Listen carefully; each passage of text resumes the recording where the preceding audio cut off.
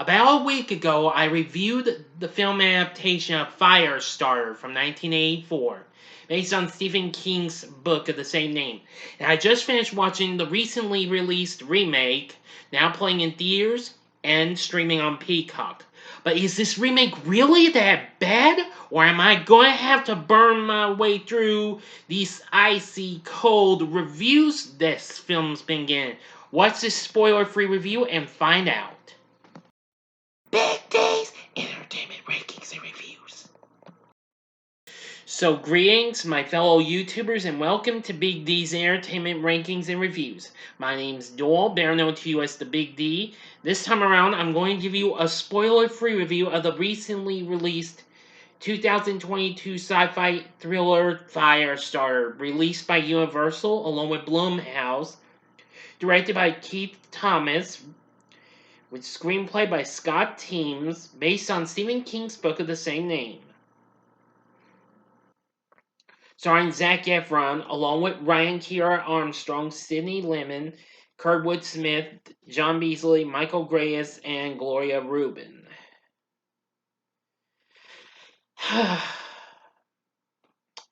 Now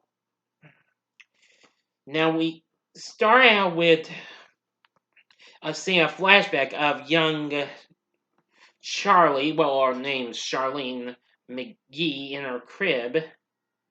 And well,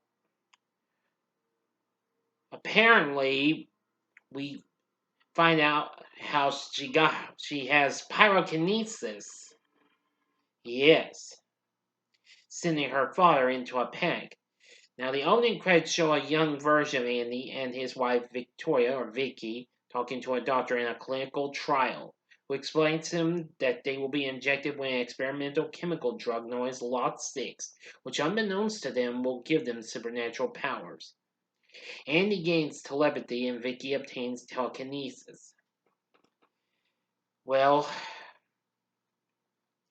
apparently, Charlie's been having a nightmare and what have you, and well, she's been causing some issues with her pyrokinetic powers and what have you. To make matters worse, Vicky is killed while Andy and Charlie are on the run. And that's when they're soon caught by the DSI. And well, I think you know the rest of the story, okay? Well, I appreciate the story being a little okay, but it wasn't good though. So I'm not really going to rant on this film. This film's already gotten too much bad reviews and what have you. So the way I see it, I probably won't be able to defend this film completely in any ways. Anyway, yeah. Now, according to Rotten Tomatoes, they say there was plenty of room to improve on the original, but this trips over that low bar and tumbles toward the bottom of the long list of Stephen King adaptations. Yeah, well, 11%. Believe me, on there. Believe me, The Dark Tower ended up being the worst reviewed Stephen King movie on that tomato meter. This surpasses it. But I can completely, I understand. Okay, I'm understanding and what have you. Yeah, it wasn't as good as the original in any ways. No. And besides, it's a little short. It's about 94 minutes, which that's about maybe, I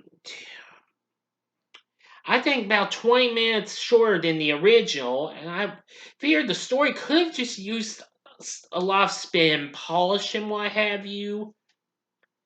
But now as for the cast, Zac Efron plays Andy, and well, he's fair, but not completely great. And Sydney Lemmon plays Vicky. Yeah, who apparently we see more of than what we saw her in the original film.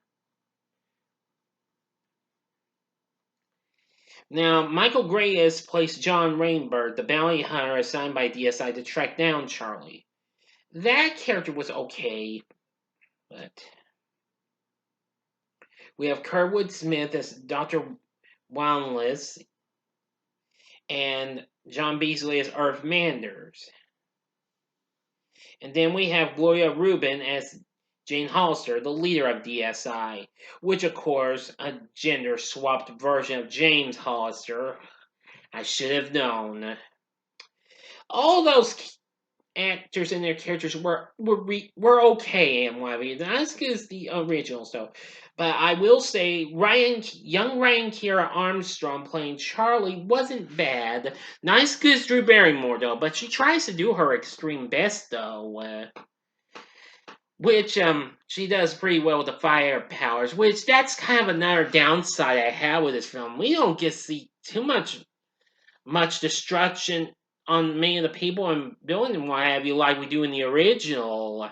Believe me, if you saw the original, that had more or stuff.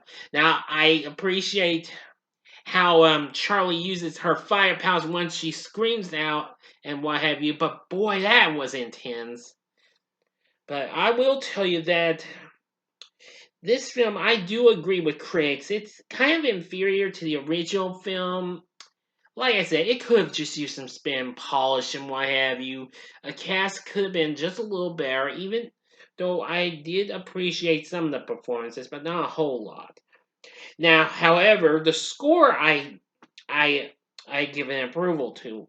Done by John Carpenter, along with Cody Carpenter, who, if I'm not mistaken, yes, the son of Mr. Carpenter himself, as a matter of fact. And Daniel Davies. Yes, now their score for this wasn't too bad. I thought that was pretty good. So anyway, I'd say if you want to see the new Firestarter, wait for it to come to physical media. Don't bother spending a lot of money, or unless you've got Peacock Premium, that would be a go for. But I'd say just avoid this, skip this, okay? The film is factually reasonable, but it's not good, it's not great. Enough said, alright? I mean, if I want to see a remake of a Stephen King film, I'll rewatch the Pet Cemetery remake, even though it may have spoiled stuff for us in the trailers and what have you. It may not have that much of great performances like the original, or I would rather rewatch the wonderful Carrie remake from 2013, which I've already rewatched that this month. Thank you. All right, but end of story. Okay.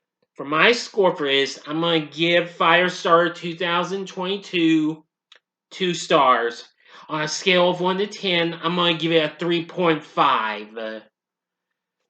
That's it. Sorry. But at least my review isn't factually completely terrible. It's close to being bad. Alright? So what are your thoughts on the Firestarter 2022 remake? You can tell me in the comments section below if you'd like. If you liked the video, click the like button, subscribe to my channel, be a part of the Big D Nation. And next time, I'll be bringing to you my 30th anniversary review of Alien 3. Yeah, a film that's got a lot of mixed response and what have you, but still. But anyway, thanks for watching, and if you like this, consider checking out my reviews for these other remakes of Stephen King flicks. In the upper left-hand corner is my review of the first chapter of It from 2017. The upper right-hand corner is my review of one of the films I was just talking about, Carrie from 2013. Or if you want to go to the bottom left-hand corner and see my review of the original Firestarter from 1984. Now, I have yet to see the mini-series Rekindled, but I'll think about it, okay? In the bottom right-hand corner is the button you can click to subscribe. If you like rankings and reviews on movies, TV, music, video games, etc., then I'm your guy.